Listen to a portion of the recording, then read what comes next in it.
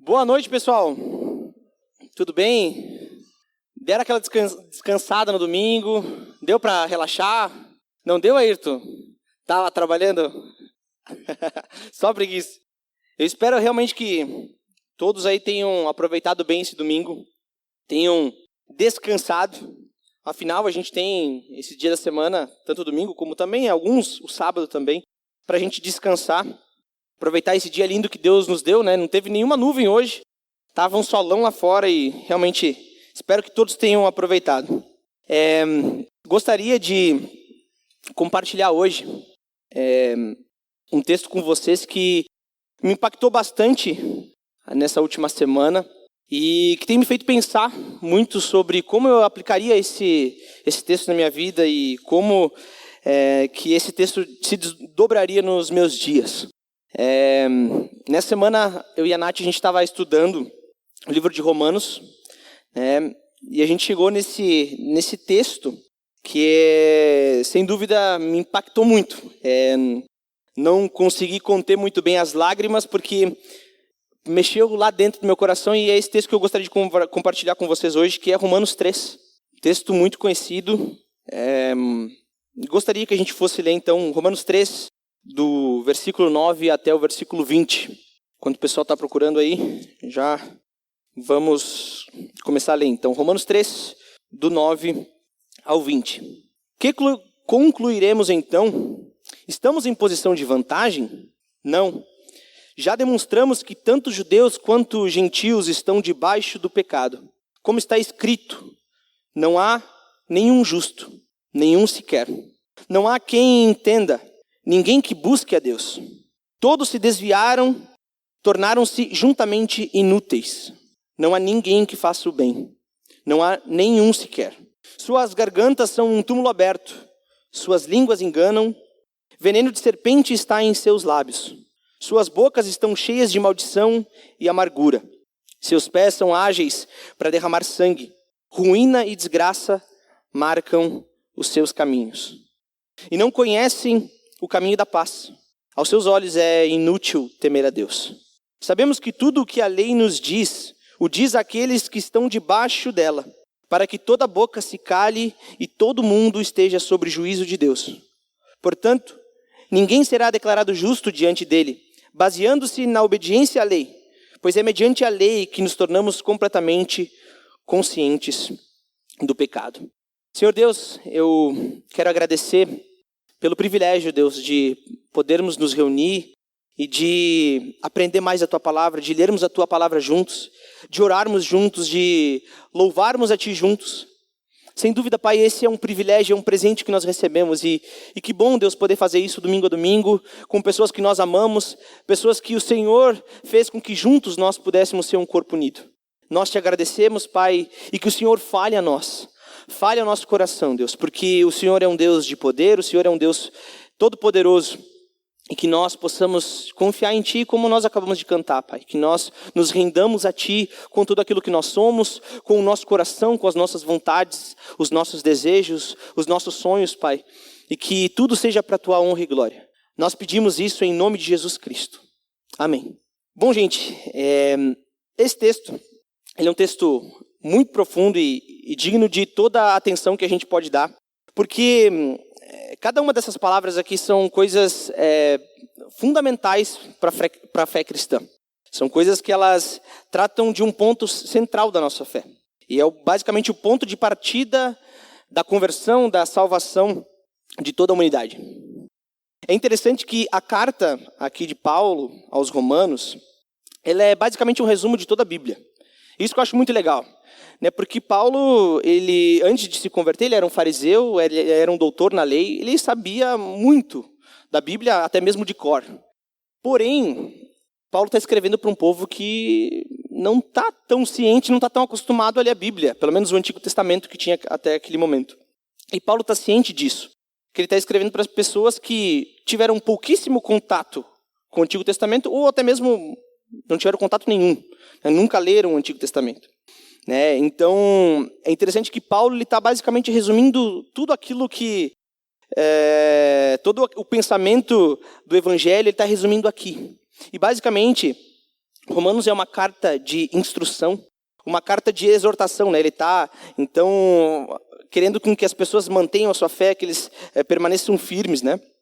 E apresenta justamente a compreensão que Paulo tem do Evangelho. O Evangelho aqui que Paulo está defendendo não é simplesmente algo que é somente para os judeus, o povo de Deus, o povo da aliança, mas ele se estende aos gentios também, né? E esses dois povos, judeus e gentios, formam um só povo, com base na justiça recebida pela fé em Jesus Cristo e na dádiva do Espírito Santo. Aqui, só para a gente ter uma ideia, né? Judeu é o povo descendente de Abraão. Deus falou com Abraão, Abraão falou, eis-me aqui, e Deus fez uma promessa a Abraão dizendo que dele teriam vários descendentes, né? Teriam mais descendentes do que os grãos de areia da praia ou que as estrelas do céu. Deus promete isso a Abraão. E justamente o povo judeu é descendente desse Abraão, de quem recebeu essa promessa. E os gentios são todo o resto. Quem não é judeu é gentil. Tá? Eu não sei se existe algum judeu aqui entre nós, alguém de sangue judeu, mas em tese todos nós somos gentios, né? Porque nós não somos da linhagem de Abraão. Né?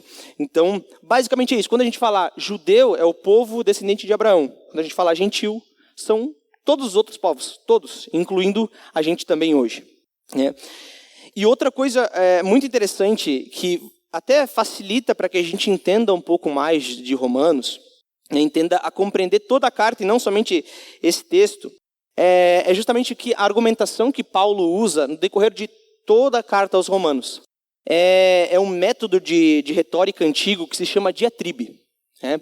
O que é diatribe? Eu sei que é um nome meio complicadinho, mas diatribe é basicamente quando um mestre, alguém um ancião queria ensinar, né? O que ele fazia? Ele provocava um certo diálogo, né? Um diálogo imaginativo na cabeça dele. Tinha ele e uma outra pessoa. Essa outra pessoa fazia alguns questionamentos, algumas conclusões falsas, e aí então o mestre vai falar, não, jamais. Ele fala, não.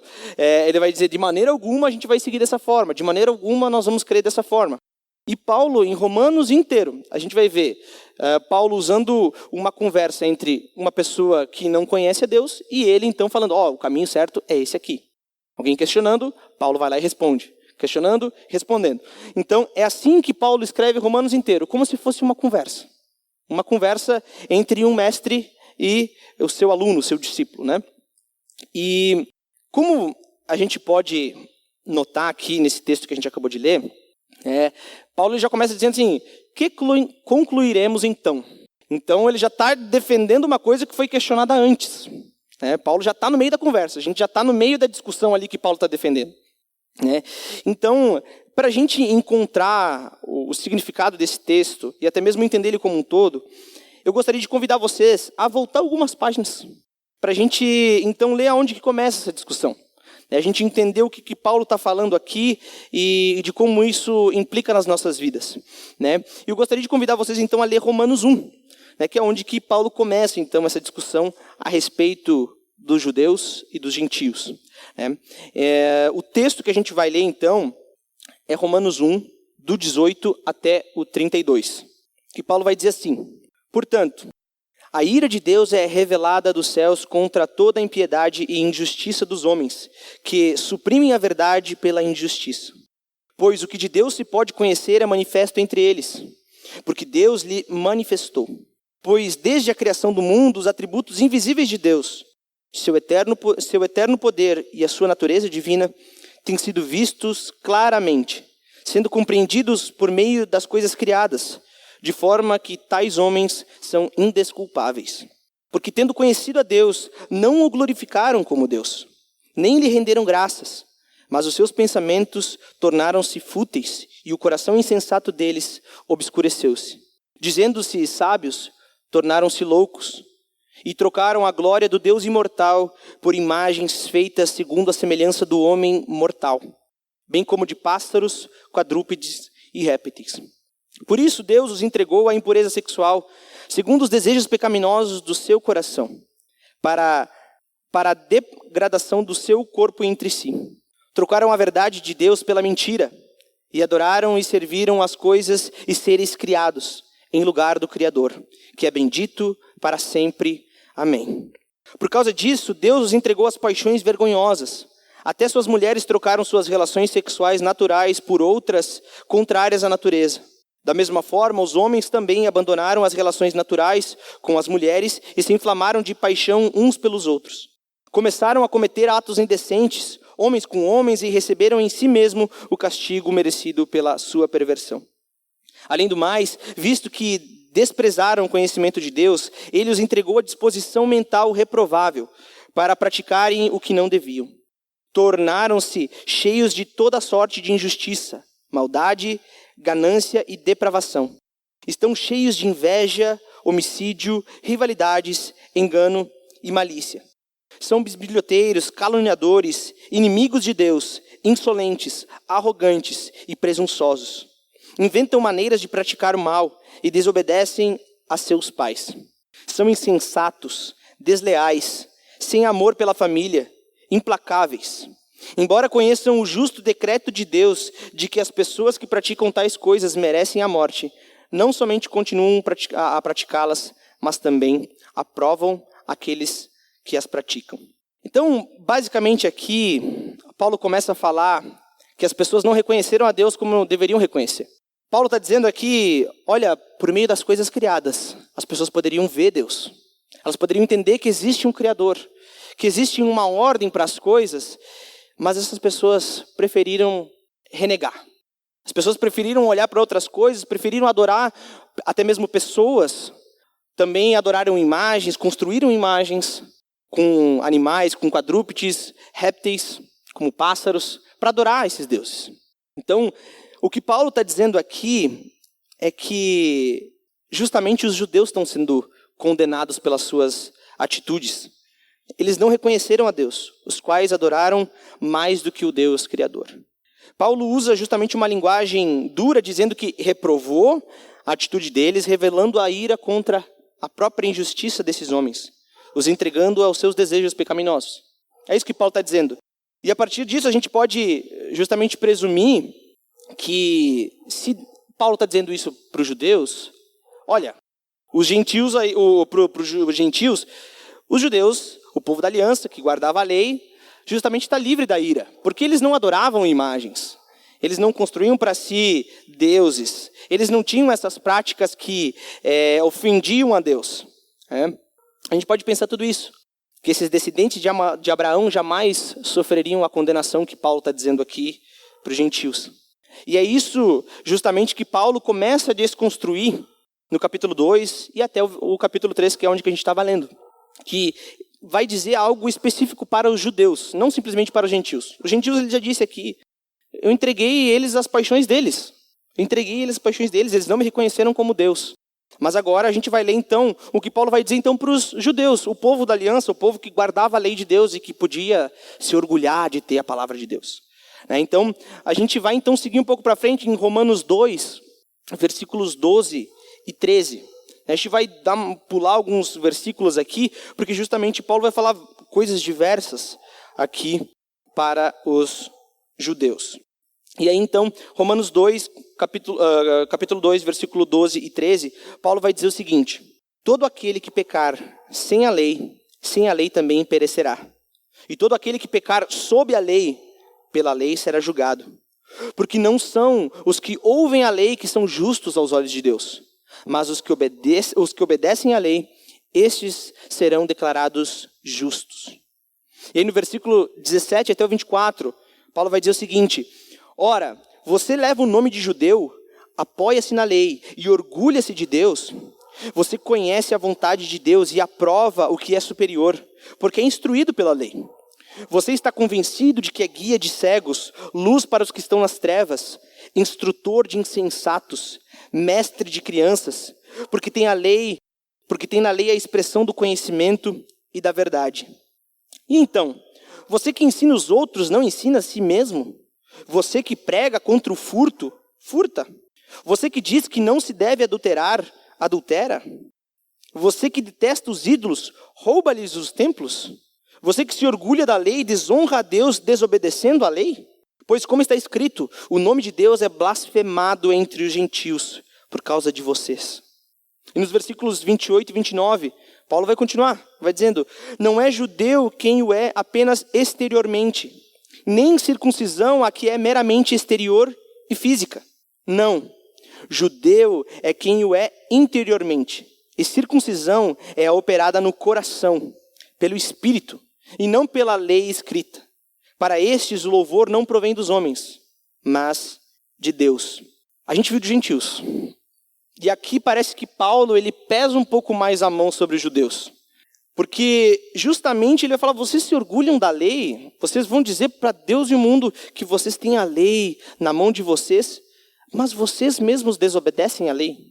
Que orgulho há no coração de vocês? Porque vocês se orgulham de algo que vocês mesmos não praticam. Vocês serão julgados por conhecer essa lei e, ao mesmo tempo, desobedecer ela. É isso que Paulo está dizendo. Aqueles que conhecem a lei serão julgados por ela. É um rigor um pouco maior, né? Paulo vai dizer que o verdadeiro Israel, o verdadeiro judeu, não é aquele que é somente exteriormente. Não é aquele que, quando está triste, pega, joga cinza em si mesmo. Não é aquele que foi circuncidado. Não é aquele que tem o sangue do povo, o sangue de Abraão correndo nas suas veias. Mas é algo dentro do coração, é algo de alguém que circuncidou o próprio coração. Paulo vai dizer que esse é o verdadeiro Israel, esse é o verdadeiro judeu. E a gente precisa entender isso, né? É algo fundamental para a gente compreender o texto que a gente vai estudar hoje, que é o Romanos 3, do 9 até o 20. Né? Porque Paulo está dizendo, olha, os gentios estão sendo condenados pelos seus atos, mas os judeus também estão sendo condenados pelos seus atos. Então, todo mundo está sendo condenado? É isso que Paulo está dizendo? É basicamente isso. Romanos 2, 11, Paulo vai dizer que Deus não faz acepção de pessoas, que nele não há nenhum tipo de parcialidade. Não existe aquele povo e aquele outro povo. Não existe parcialidade. Deus não faz acepção de pessoas. E aí então que a gente chega nesse texto de Romanos 3, do 9 ao 20. Nós falamos do judeu, nós falamos do gentil. E aqui, no versículo 9, né, Paulo está recém falando dos judeus, ele vai falar, que concluiremos então? Estamos em posição de vantagem? Né? Paulo está dizendo dele e de todo mundo que é judeu, né? Porque Paulo é judeu. Ele fala, não. Nós já demonstramos que tanto judeus como gentios, né, estão debaixo do pecado. Tanto judeus como gentios. E aí que vem a questão, né? Todos estão debaixo do pecado. Judeus e gentios. Né? Estar debaixo do pecado significa muito mais do que ser um pecador. Ser alguém que erra, alguém que peca. Mas justamente significa ser um escravo do pecado, indefeso, que não tem como se libertar do poder do pecado. É alguém escravizado em algemas, que não consegue fazer nada. Em outras palavras, estar debaixo do pecado é estar morto em transgressões e pecados. Como Efésios 2 vai dizer, vocês estavam mortos em transgressões e pecados. E essa é uma condição natural que nós temos após a queda da humanidade relatada lá em Gênesis 3.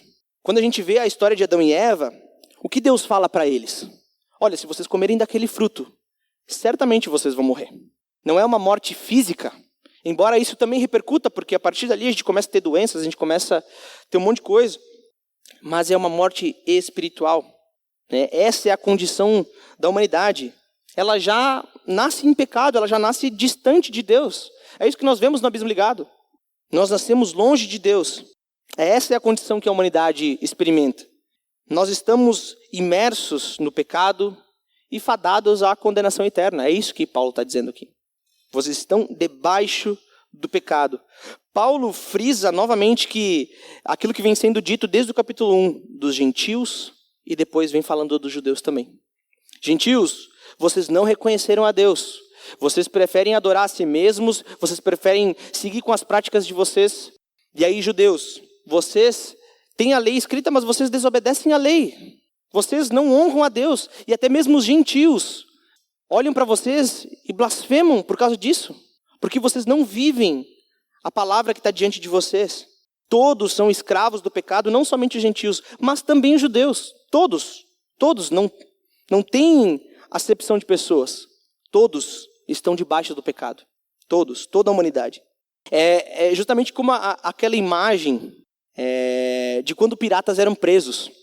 E então eles eram lançados ao mar.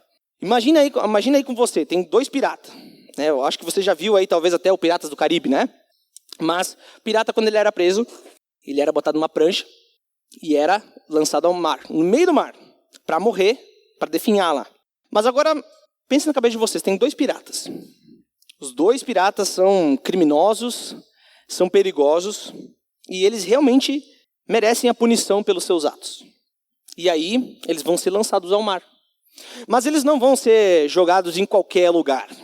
Os caras que vão aplicar a punição neles, eles vão escolher um lugar ruim, que de preferência eles sofram lá. E aí é justamente isso que acontece. Eles escolhem um lugar onde está rodeado de tubarões ali. Tem muito tubarão que faz dia que não come, está com fome, e vai ter 2 banquetes, 2 churrascão de 70, 80 quilos ali para encher a pança. Mas aí eu pergunto para vocês, desses 2 piratas, eles vão ser lançados no mar, no meio dos tubarões. Vai fazer alguma diferença se um deles souber nadar e outro não? Vai fazer diferença? Ele vai nadar alguns metros ali e só.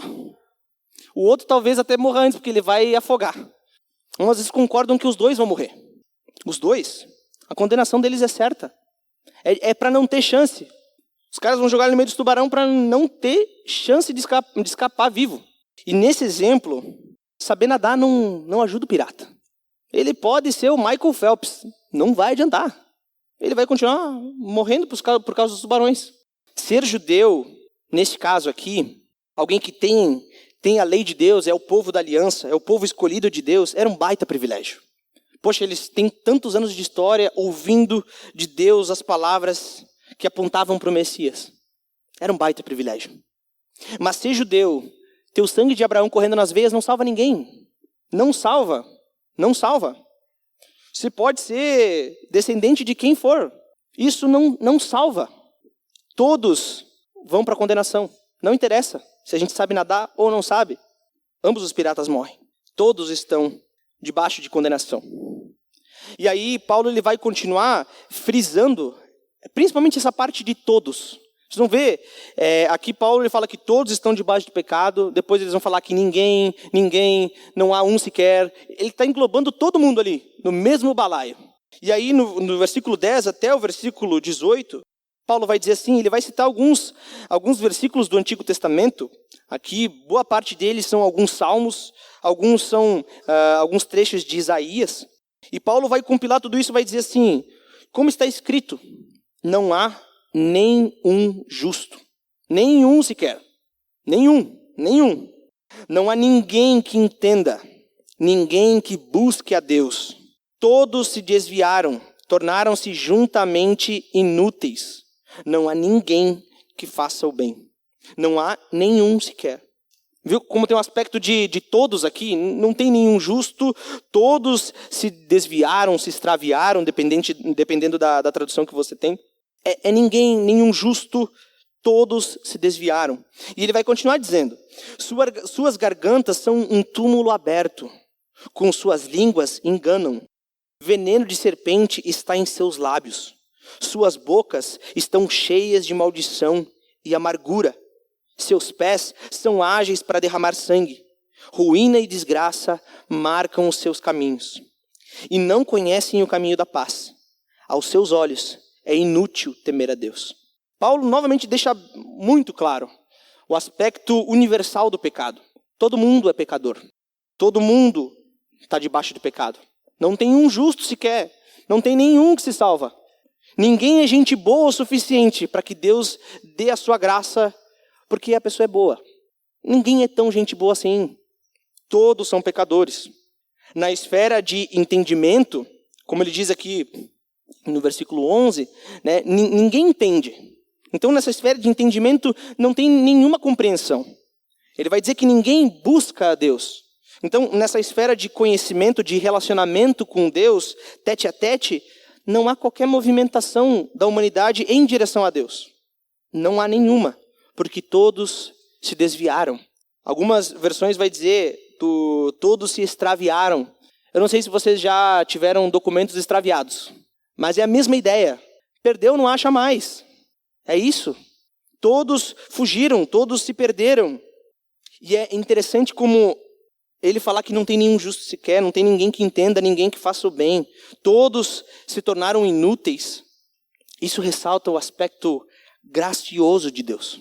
Gracioso. Não houve um movimento nós para com Deus, mas um movimento Deus para conosco. Afinal, Jesus veio em carne. Ele habitou no meio de nós. Não fomos nós que chegamos até Deus, mas Deus veio até nós. O próprio Deus veio até nós. Olha o que Paulo vai dizer, as suas gargantas são um túmulo aberto.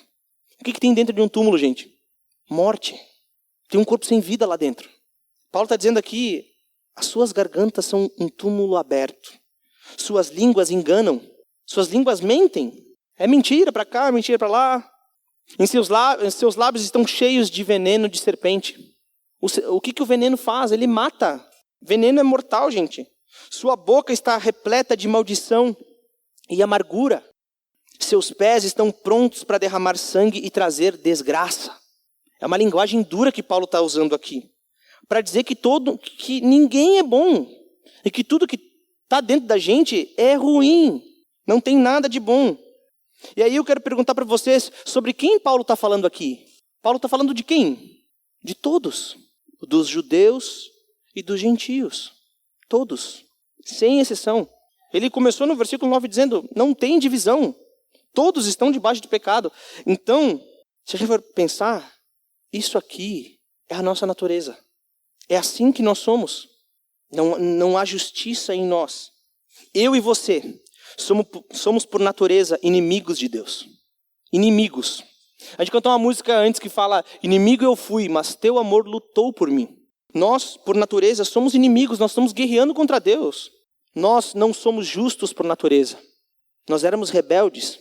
Eu e você, por natureza, a gente é mau até o talo. Até o último fio de cabelo a gente é mau. Porque a gente não quer dar honra e glória ao Criador. A gente viu isso lá no versículo 1. Não deram a honra que era devida a Deus. Essa é a realidade. Essa é a nossa realidade sem Deus. Sem Deus a gente é assim.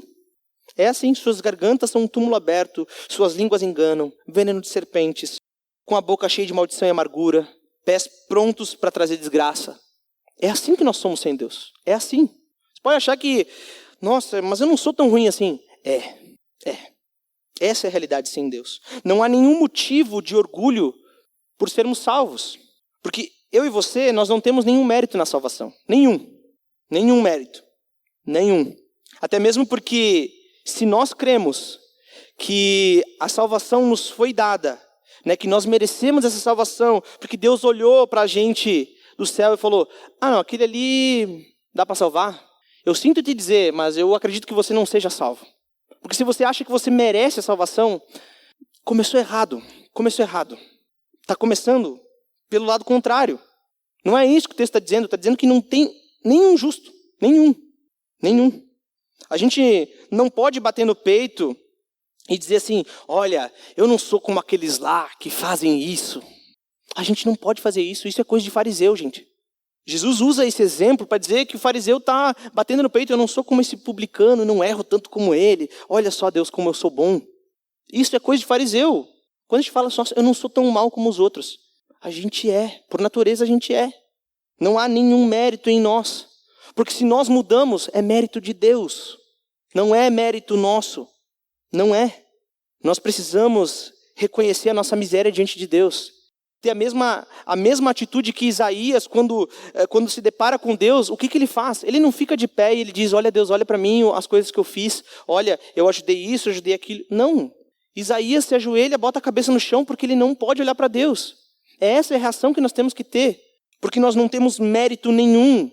Tudo é bondade de Deus.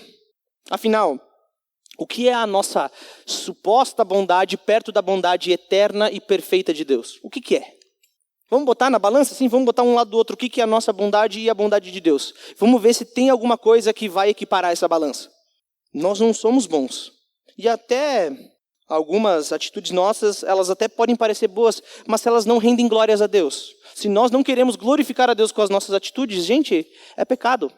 Simples assim. Então a gente tem que desencanar dessa ideia de achar que Deus nos ama pelo que nós somos. Deus nos ama por causa daquilo que a gente pode ser lá na frente. Não, gente. Deus não precisa da gente. Deus não precisa. Deus nos ama por quem Ele é. Por quem Ele é. Não por quem nós somos. Porque Ele quer nos amar. Não porque algum dia nós o amaríamos.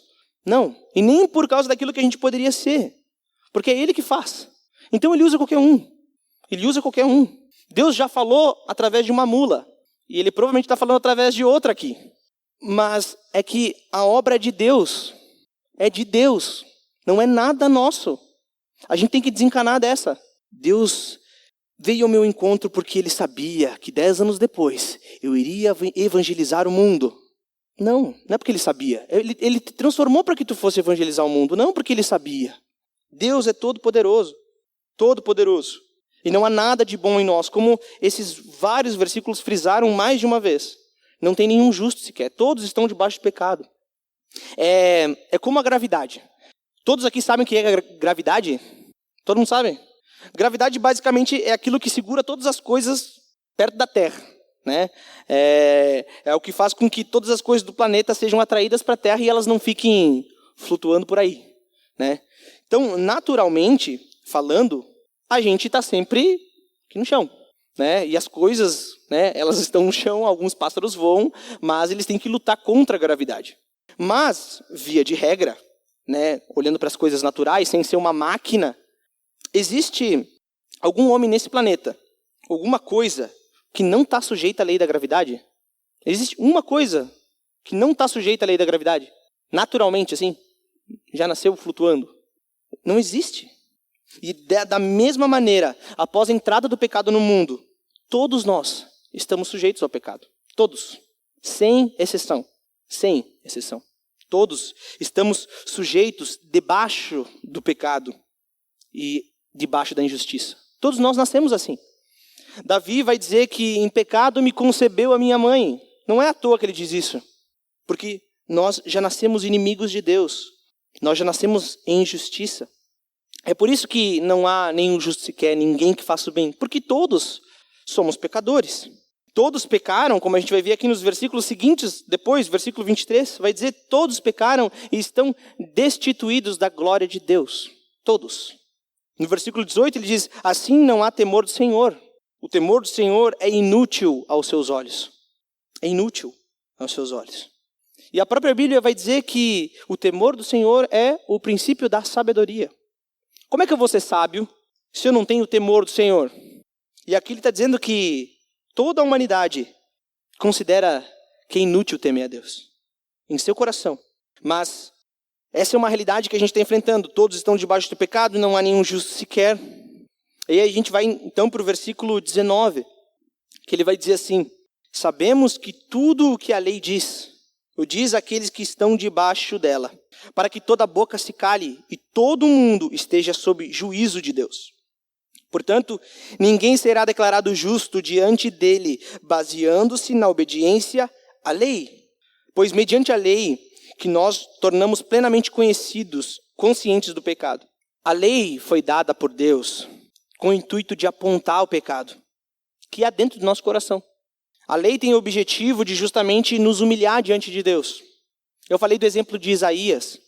Quando Isaías se depara com Deus, ele sabe que ele não cumpre a lei. Ele sabe que ele é pecador. E que se ele falhar em uma coisa só, ele é culpado de transgredir toda a lei. O objetivo da lei é mostrar pra gente, vocês são pecadores, então se humilhem diante de Deus, porque vocês não têm nada de bom para oferecer para Ele. E peçam a bênção dEle para que Ele transforme o coração de vocês. Digam para Deus, eu não consigo me salvar. A lei, ela tem esse objetivo, demonstrar detalhadamente a vontade de Deus. E quando ela faz isso, a lei torna absolutamente claro que é o Deus vivo, Deus perfeito, todo-poderoso, que quando nós pecamos, é a Ele que nós ofendemos. A lei deixa muito claro isso. A lei é de Deus. Quando nós infringimos essa lei de Deus, nós ofendemos a Deus, o Todo-Poderoso. Ela nos dá a compreensão clara da responsabilidade que nós, eu e vocês, temos diante de Deus. Porque o pecado é nosso. Aquilo que nós fazemos é responsabilidade nossa. E nós vamos ter que responder isso diante de Deus. Essa responsabilidade faz com que a gente justamente se cale e entenda que nós merecemos o juízo de Deus. A gente merece o justo julgamento de Deus. Ele é justo. Nós somos pecadores, então a gente não pode reclamar do justo juízo dele. Nós estamos fadados a isso. A lei, ela não vem com o intuito justamente de nos curar do nosso pecado. Ela vem para apontar. Ela vem só para dizer assim, aqui está errado. Aqui está errado. Mas a lei não salva. Ela não salva. Eu não sei se vocês se olham muito no espelho, mas se vocês têm essa experiência, vocês param na frente do espelho, vocês vão ver um monte de coisa lá. Vocês vão ver as imperfeições de vocês. No meu caso, vocês vão ver que estão acima do peso. Vocês vão ver um monte de coisa que não está legal. Mas o espelho não torna as pessoas mais bonitas, mais atraentes. O espelho não faz nada. O espelho é só para esfregar a nossa cara que está errado. É só para isso o espelho serve. Aí quando a gente olha para ela e fala, não, eu tenho que emagrecer. Olha, eu estou com uma roupa muito velha, eu tenho que trocar roupa. O espelho serve para isso. O espelho não nos transforma, ele só aponta. O espelho está lá paradinho. Ele não faz nada. O espelho só nos mostra aquilo que não está como deveria ser. E a lei, nesse caso, ela serve como um espelho para a gente. E a lei, ela vem para dizer assim, esse aqui é o padrão de Deus. Agora se comparem. Olha, Deus, eu não consigo. É isso mesmo. A lei é para dizer assim, cara, Deus é muito, mas muito melhor do que vocês. Ele é tão perfeito que vocês não conseguem se comparar com Deus. Não dá. Não dá para ser perfeito como Ele é. Só Jesus foi assim, porque Ele era Deus. A lei vem para nos apontar do nosso pecado. Ela vem para mostrar o quão pecadores nós somos. O quanto nós amamos o pecado e quanto Deus, Ele é soberano sobre todas as coisas. E que a bondade dEle, que a perfeição que Ele é muito acima daquilo que nós podemos alcançar algum dia. A lei vem para isso, gente. Para nos mostrar quem nós somos. E é isso que a carta aos Romanos, justamente, ela me deixa no chão, porque quando a gente olha para esses versículos que a gente leu, a gente vê que Deus tem todos os motivos, todas as razões disponíveis para deixar eu e você no inferno, queimando eternamente. Deus tem todos os motivos, porque não há nenhum justo sequer. Deus tem todos os motivos, tem todas as razões, mas Ele não faz. Essa é a beleza do Evangelho, porque Ele não faz. Ele tem todos os motivos para me deixar queimando eternamente, mas Ele não faz. Você consegue olhar para isso que a gente leu agora e perceber a miséria que nós nos encontramos e que Deus vem ao nosso encontro nessa miséria? Não é uma condição, eu estou com o pé sujo. Não, eu estou inteiro sujo. É essa a condição que nós estamos e que Deus vem ao nosso encontro. Você consegue perceber que os nossos pecados ofendem diretamente o Deus Todo-Poderoso? E Ele não nos manda para o inferno. Você compreende a grandiosidade e a maravilhosa graça e misericórdia de Deus que Ele derrama para nós quando Ele vem, habita no meio de nós e morre numa cruz? Você consegue compreender isso? Porque nós somos pecadores. Deus faz muito mais do que aquilo que nós esperamos. Nós louvamos a Deus pelos seus grandes feitos de transformar pessoas que não são justas, pessoas que são pecadoras e que merecem todo o castigo eterno, transformar em seus filhos, nos adotar como filhos dele. Sabe por que aqueles que foram salvos, mediante a fé em Jesus Cristo, são diferentes de todas as pessoas do mundo? Sabe por que os cristãos são tão diferentes? Porque o povo de Deus, ele é grato, porque ele sabe que ele não merece nada. Na verdade, ele merece o contrário, merece o oposto.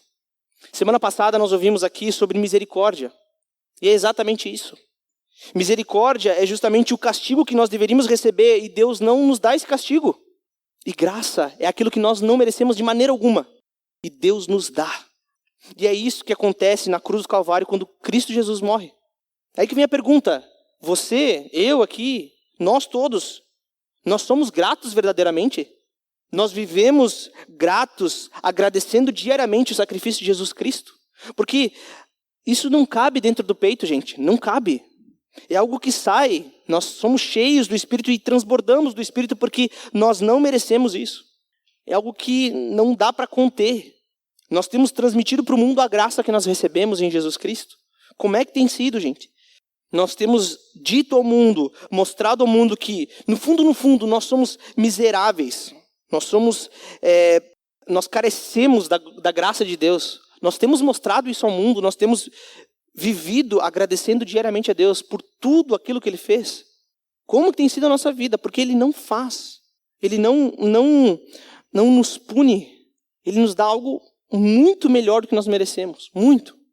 Eu não sei se todos aqui reconheceram essa miséria e depositaram a sua fé em Jesus Cristo, confessando que Ele é o Senhor das nossas vidas.